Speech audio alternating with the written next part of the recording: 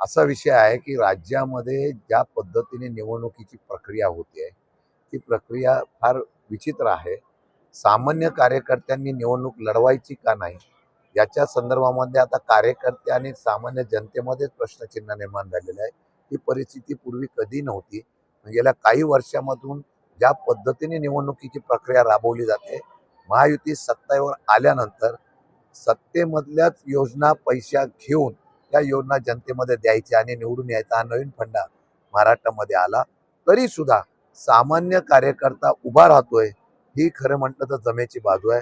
जे उमेदवार उभे राहिले महाराष्ट्रामध्ये बारामतीमध्ये त्यांचं खरंच कौतुक करेल की तो कार्यकर्ता या सर्व असलेल्या समोरच्या असलेल्या बलाढ्य अशा प्रकारच्या युद्धाबरोबर लढत असताना सुद्धा तो प्रामाणिकपणाने उभा राहून लढतोय। मला वाटतं जनतेने एक दिवस ही क्रांती करावी आणि ती होणार आज न उद्या, पण ती क्रांती करावी अशी अपेक्षा मी महाराष्ट्रामध्ये पाहतोय।